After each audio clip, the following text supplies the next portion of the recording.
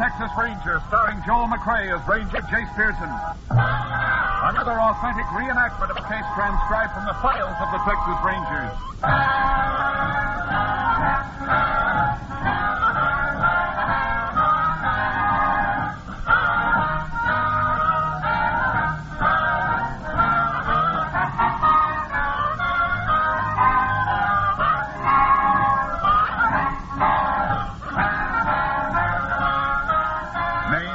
And places in the following story are fictitious for obvious reasons.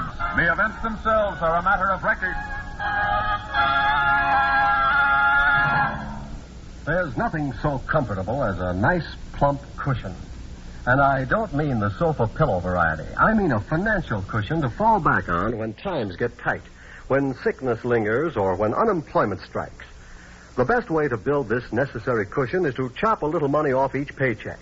Not necessarily a great sum, but a steady little sum which you can put into United States defense bonds.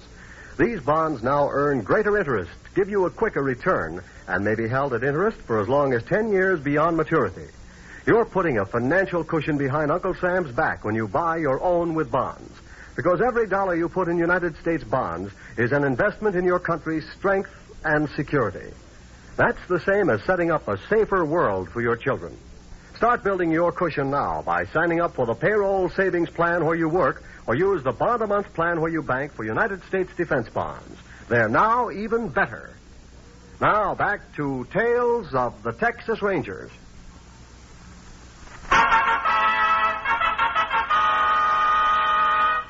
And now, from the files of the Texas Rangers, the case called Alibi.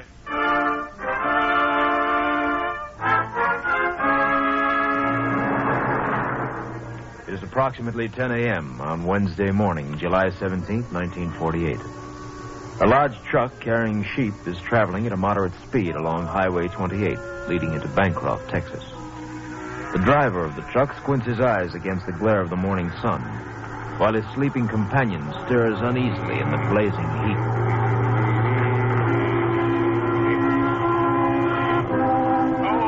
Darn fool, get by me. Traveling at that speed in this heat, you blow a tire for sure. Well, what's the matter, sir? Tourists. Always in a hurry to get no place. Must have been doing 70 at least. Who's that? Oh, that car that just passed us, going like the devil. Oh, didn't see him. Now open your eyes and take a look. There they go, just over that rise over here. Oh, yeah. Oh, man, it sure is hot. How'd you know? You've been asleep since the sun come up. Say, you sore about losing the toys last night? I ain't sore about losing last night so much. But we've been trucking together for over 6 months, and I ain't won once. Always get this sunrise shift while you just snooze away peaceful as anything. Shucks, I won't have any eyes left. Well, if it'll make you feel better, next place we come to, let's stop, and I'll buy you a beer, okay? I could stand something to wet my whistle. This heat is awful. How far are we from the next town? Bancroft's about 10 miles up, but we can stop the Deacons. That's his place down there on the right. Yeah, man, look at those shade trees. Oh, the sheep will go for that. Yeah, about time we was cooling these tires, too. Hate to have one blow on the road hot as it is. Yeah, I know what you mean. Deacons, I ain't never been here before. Well, here we are. Oh, I feel like I've been driving for a week. Come on. Now, you think the sheep will be all right? Sure, they'll go for that shade. Well, I guess we're the only ones around. There ain't nobody here. Deacon's probably around Summers. Let's sit down here at the counter. Yeah. Deacon! Hey, That's funny. Somebody's been here. Look at them two bottles at the end of the counter. Maybe he's out back. Yeah, could be with his chickens. Besides the coldest beer, old Deacon's got eggs here the size of bowling balls. Must have pretty big chickens, too. Biggest in Texas. Hey, where do you suppose you went to? I'm dying of thirst. Hey, why don't we help ourselves? The beer's right over there in the refrigerator. No, I wouldn't want to do that. Deacon might not like... Deacon! Hey, Deacon, you got a couple of cash customers. I ain't going to sit here all day. I'm going to get me a beer. Yeah, I reckon the Deacon won't mind. Bring me a cold one. Yeah, right off the ice. Just wait till you... What's the matter, Jim? Chuck. Huh? Chuck, come here. What's the matter? What is it? Look through that door. In the storeroom on the floor. Huh? Good Lord, it's the Deacon. No wonder he couldn't hear us. His head's crushed to a pulp. Don't touch him, Jim. What do we do? Better call the sheriff. Come on, there's a phone out front.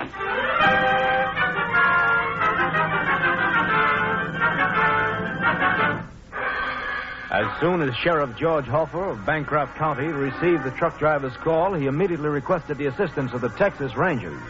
Ranger Jace Pearson was assigned to the case and arrived at the scene of the crime about an hour later.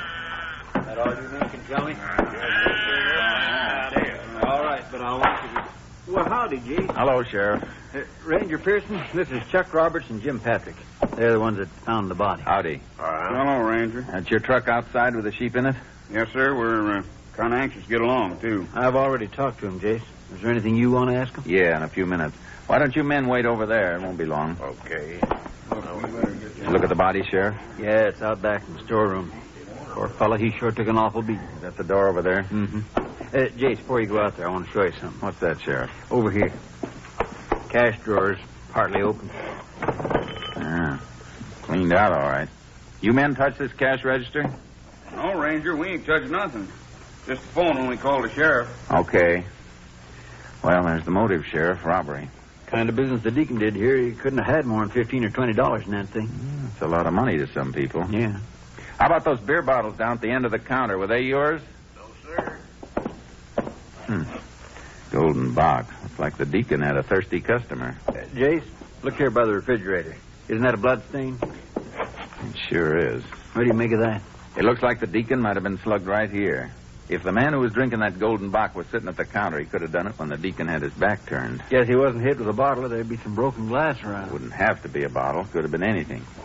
Come on, let's take a look at the body. There's some blood here by the door. Yeah. The body's right behind this barrel, dude. He sure did take a beating, didn't he? Yeah. I figure it must have happened last night around closing time. Else he'd have been found before this. The deacon do much morning business? Oh, a little bit. Didn't amount to a hill of beans. Nighttime seems more logical. Yeah, I'd think so. I wonder if they cleaned his pockets out, too. I don't know. Guess I better have a look. Find anything, Jake? A few coins, some keys, that's all. Sheriff. What's the matter? Sheriff. Get on that phone and call an ambulance. What? Why? Deacon. He's still alive. The deacon remained unconscious. His condition was critical. X-rays showed he'd sustained triple fractures of the skull. After the lab crew arrived and went over the store for additional clues, the sheriff and I started checking on people known to be Deacon's customers. The next morning, we were still looking for a lead. Who's next on the list, Sheriff? Well, now, let me see. There's Dodie Carson, Ranch Road 220. That's about a half mile farther on. You know him? Yeah, but he couldn't have done it. Why not? He's an old fella. He ain't got the strength to break an eggshell. KTXA to Unit 10. This may be KTXA something. to Unit 10. Unit 10 to KTXA. Go ahead. Lab reports latent fingerprint obtained at Deacon's Cafe belonging to one John Sampson, age 34, 5 feet 10, 195 pounds, brown hair, brown eyes, ruddy complexion. Released Huntsville Penitentiary January this year after serving 2 of a 3-year sentence for burglary. Subject now employed as ranch hand, Flying V Ranch, your vicinity. 10-4. No other traffic. Unit 10 clear. No other traffic. KTXA. John Sampson, huh? Now, what's the matter? You know him? Name's familiar. I think we pulled him in a couple of months ago. Brawl in a pool hall, if I remember right. Oh, yeah, he's a tough one. Where's the Flying B located, Sheriff? It's west of here, about 10 miles past the Deacon. Hang on.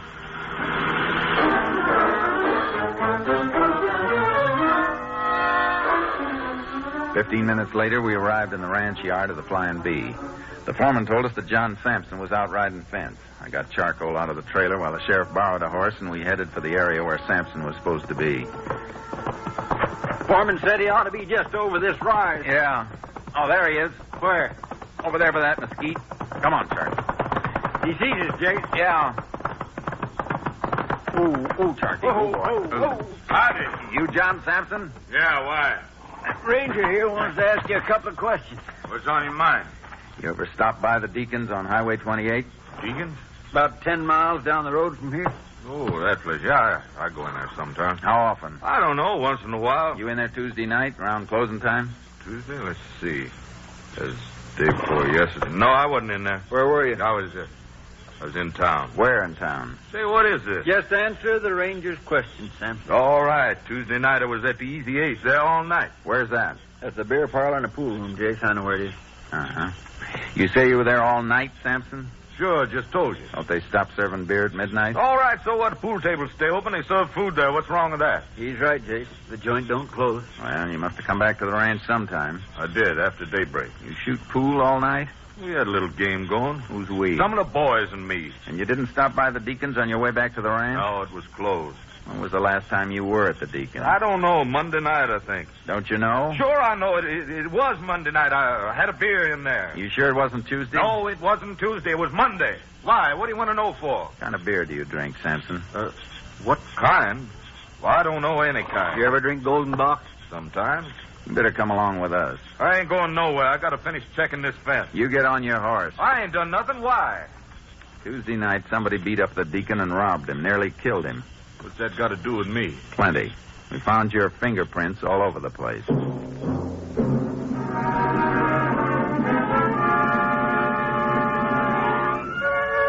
We took Sampson in and checked his alibi. The manager at the Easy Ace said he had been there all Tuesday night and had left near daybreak. It seemed like the man was telling the truth, but we didn't want to release Sampson until we had a talk with the Deacon. We called the hospital and learned that he was still unconscious. We went back to the sheriff's office. Sampson was getting impatient. Hey, how much longer you guys going to keep me here? Just until we check on a few things. Now, listen, I know my rights. You going to keep me here, you got to book me. We will when the time comes. On what? Manager at the pool room told you I was there. What more do you want? Better witness? What's the matter with him? How do we know he's not covering up for you? He's no angel, you know. I've had him in here before, too. And on account of that, you're holding me. Take it easy, Sampson. If you're in the clear, you got nothing to worry about. Who said I was worried? Excuse me, Jace. You guys think you're fooling with some dumb bunny or something? Hello. If you're so innocent, Sampson, Yes, why are you giving us so much static? Now, look, I'll Ranger. tell you. Either you got to book me or Right, turn me about loose. 15 It's minutes. as simple as that. Right. You got anything more important to do? That's my business. All right, Sampson. I got a deputy outside who'll be glad to entertain you for a while. What do you mean by that? You'll see. Look, I want to get out of here. You will if you're telling the truth, and that's what we're going to find out right now. What was that phone call, Sheriff? The hospital. The Deacons regained consciousness.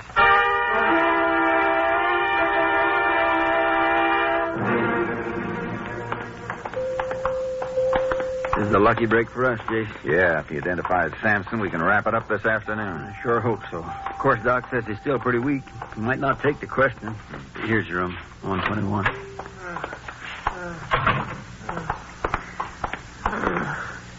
Deacon, can you hear me? His eyes are opening. Deacon, Who's that? I'm Ranger Pearson. This is Sheriff Hoffer. Pleased to meet you. What, Deacon, you know me, George Hoffer. Hoffer? Oh, yeah, sure. Tell me, do you know a man by the name of John Sampson? Who? Sampson. John Sampson. He stops in your place from time to time. Oh, yeah. Nice fella. You know him then. What'd you say your name was? Pearson. Ranger Pearson. Oh, yeah. Pearson. You come about the eggs? Eggs? What do you mean, Deacon? Those was bad eggs, Mr. Pearson. I can't have that. You should have candled those eggs. What's he talking about, G? I got good customers, Mr. Pearson. You sold me 3 dozen bad eggs. Can't have that. Looky, I'll show you. Now, wait a minute, Deacon. Don't try to get up. It's all right. I've been out here on the porch long enough. I want to show you them eggs. Right back here in the store. Now, Deacon, you stay here. We'll talk to you later. Yeah, you do that. Come on, Sheriff. Can't have no more bad ones. What is the matter with him, Jay? He's lost his memory.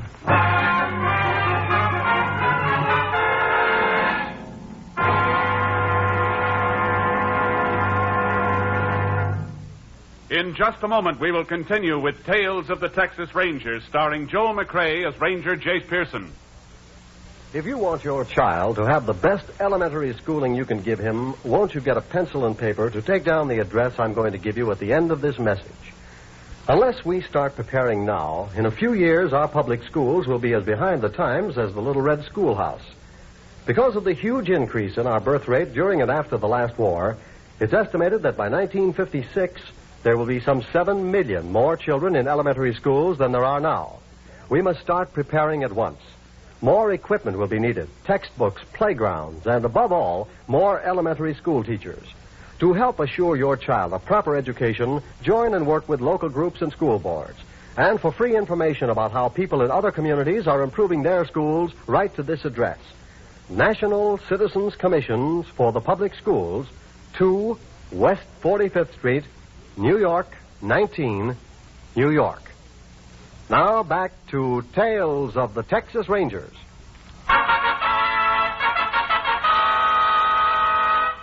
We continue now with Tales of the Texas Rangers and our authentic story, Alibi.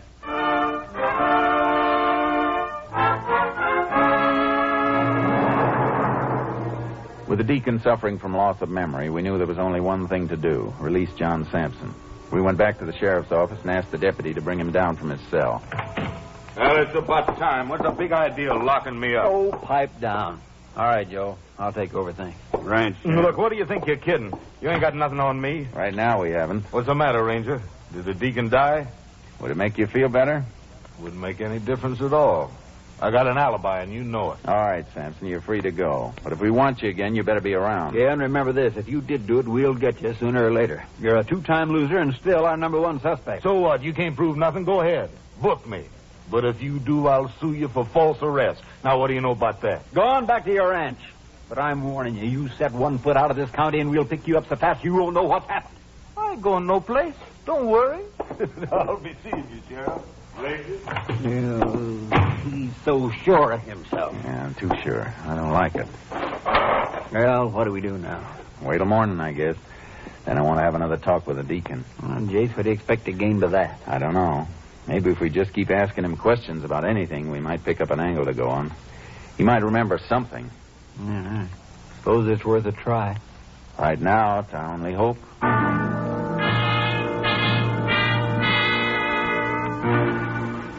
The next morning, Sheriff Hoffer and I went back to the hospital. There we learned the deacon had improved to the point of taking nourishment, though he was still suffering from loss of memory. Even with the odds against us, we had to try once more.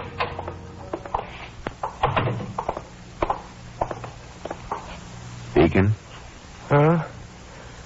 Oh, hello. You remember me, Ranger Pearson? Seems I do. I've seen you someplace. We were here yesterday. Yesterday? Yesterday? I'm sorry, I don't know you. I can't remember. Don't you remember anything? I don't know. I can't seem to make any sense out of anything. Something's happened. Look, Deacon, you got a store on the highway. No, not me, mister. I think you're wrong. Sure you have, Deacon. You and Mary Ann started it about 17 years ago. Mary Ann? Mary Ann? Who was that, Sheriff? His Mary wife. Ann. She died 3 years ago. Mary? Look, mister, you gotta help me. You gotta help me. We're trying to. I can't remember. My head, it hurts. What happened to my head? Tuesday night, somebody came into your store, robbed you, and beat you up. Me? Someone done that to me? Yes, Deacon. Tuesday night. I don't remember. I can't remember. Well, Deacon, look, maybe you'll remember something if you just answer a few questions. All right. Try to help me, mister. Please try to help. We will.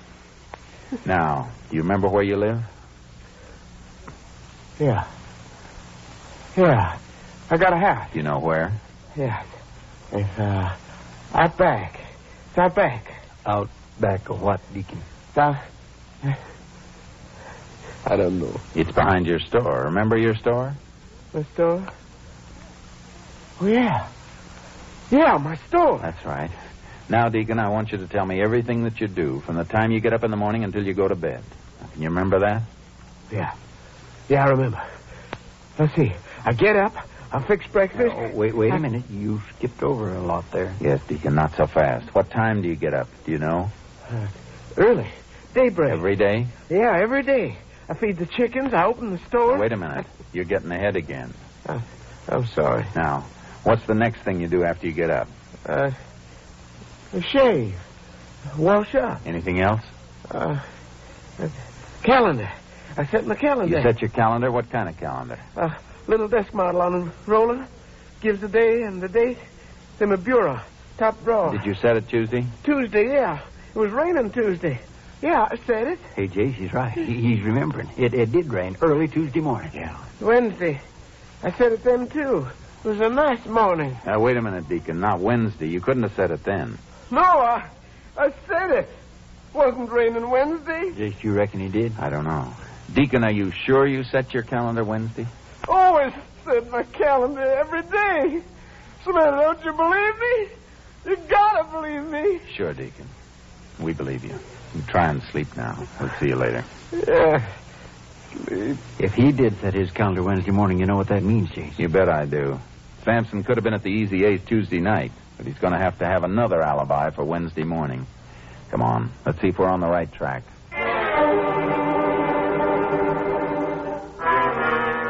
45 minutes later, the sheriff and I pulled up to the deacon's house behind the roadside store. In the top of the dresser, we found the calendar. The deacon was right. It was set for Wednesday, July 17th. From there, we went straight out to the ranch where Sampson worked. He wasn't around, and no one had seen him. On our way into town, we sent out an APB to pick him up. Then we headed for the Easy A's pool room. Well, I don't see him anywhere, do you? No, the manager's not around either. Let's ask the waiter. Waiter? Be with you in a minute. Oh. Howdy, Sheriff. Ranger. What can I do for you? You know a fellow named Sampson who hangs out here? Sampson? Well, I don't seem to recollect. You ought to know him. He's here a lot. Huh? Oh, you mean the one that works out the Flying Bee? That's him. Yeah, I see him in here time to time. Was he here last night or this morning? Oh, it's hard to say. Lots of people here last night. Was Sampson here? You fellas looking for him? Look, will you quit stalling? I was just asking. Come on, mister. If you know, you better tell us. Well, it seems to me he was here Wednesday night, I think. That's not what we asked you. Wait a minute, Sheriff. What was he doing here Wednesday night? Oh, just hanging around. He broke most of the time. Did he have any money Wednesday night? Well, he seemed to. How do you know? Did he spend much? He lost most of it. What do you mean, lost most of it? Now, don't get me wrong, Sheriff. Hey, Charlie, get that money off the table. We don't allow gambling in here, and you know it. Oh, let's see. What was it you was asking, Ranger? About Sampson. He almost killed a man. You know where he is? Almost killed a man? Sampson did? That's right. Oh. So that's what you're here for. Did you expect us for something else? Look, Sheriff, don't get me wrong. Wednesday night there was a little crap game here. Sampson was in on it. I thought you'd come about that. Crap game? Here? Well, not exactly, Sheriff. I mean, it started in here. As soon as I saw it, I told him to break it up. Managers don't allow that sort of goings-on. And Sampson was in on it, huh? Well, now, that's what I was going to tell you. A few minutes after I told them to quit, they moved out back into the alley. Well, now, that ain't exactly in here, but it still don't look good. So the manager sent me out to break it up again. Then what happened? Well, this Sampson got kind of mad. That's how I figured he was losing. He didn't want to quit. Did he? Well, finally, after I told him about 3 times. You know how much he lost? Oh, about $20, I reckon. He sure was mad. $20, huh? Probably every cent of it was Deacon's. Oh, I ain't saying he lost all of it, because he come in here earlier today and broke a 5. How long ago was that? About half an hour. Bought a dozen bottles of beer and left. Where'd he go? You know? The only place I know would be his girl. Where does she live? Over the dry goods store on Benner Street.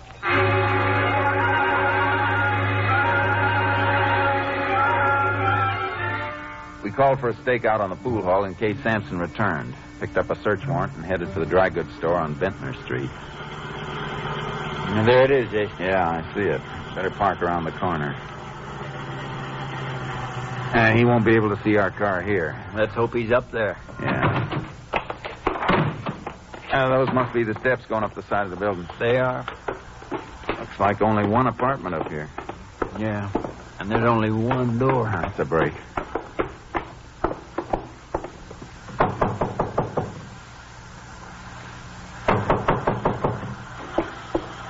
Somebody's coming. Who's there? Police officers.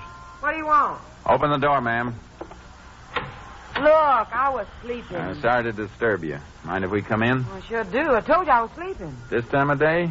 I sleep late. Better let us in, lady. We got a search warrant. For what?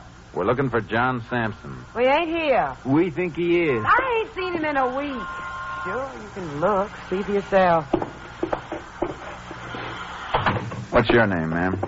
My name's Molly. You say you've been asleep? Right? What's this empty beer bottle doing here? Ain't no law against beer in this county. I drank it before I went to sleep. Why? The bottle's still cold, and it's Sampson's brand, Sheriff. Yeah. He must be up here. No, he ain't. What's back of this door? Hey, that's my bedroom. You can't go in there. Sorry, ma'am. That a closet there? Yeah, just my clothes in it, that's all. Stand back, Sheriff. I'm going to open it. Johnny, look out! Watch it, John. All right, Sampson. You almost got your girl that time. Come out of there or we'll blast you out. Throw your gun out first. Okay.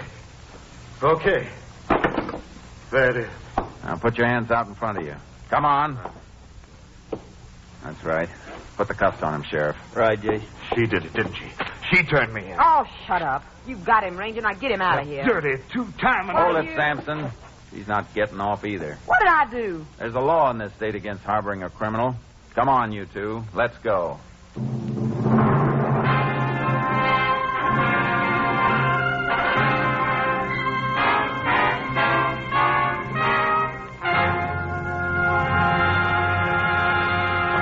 In just a moment, we will tell you the results of the case you have just heard. 20 seconds from now, a fire will break out somewhere in the United States, causing untold misery and devastation. Yes, every 20 seconds, all day long, a fresh fire starts in a home or a factory or a forest. More than 11,000 persons are killed annually by these fires. Many more are injured, and more than $700 million worth of property is lost. The most tragic part of this statement lies in the fact that more than 90% of all fires in the home start through sheer carelessness and could be avoided. Here are a few simple rules of safety which will help you to protect your home and your loved ones from the ravages of fire. Don't smoke in bed or discard lighted cigarettes carelessly. Clean out old newspapers, magazines, and other inflammable debris. Promptly repair all defective wiring and electrical equipment. Use only those cleaning fluids which will not burn.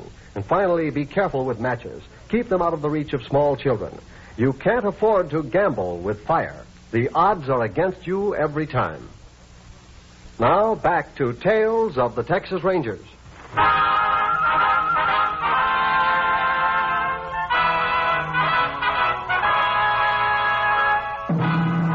And now, here are the results of the case you have just heard.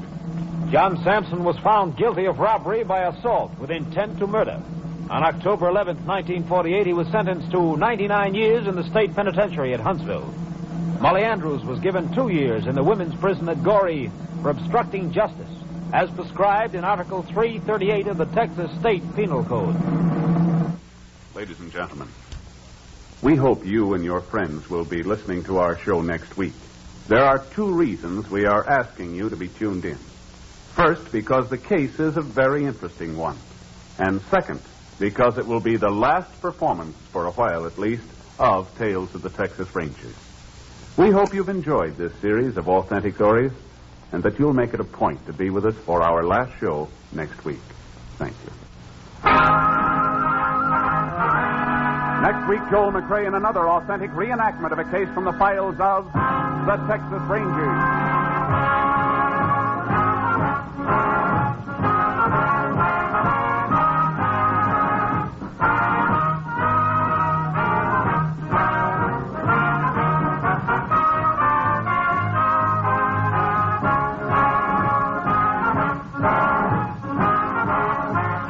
Is currently seen in San Francisco Story, a Warner Brothers release.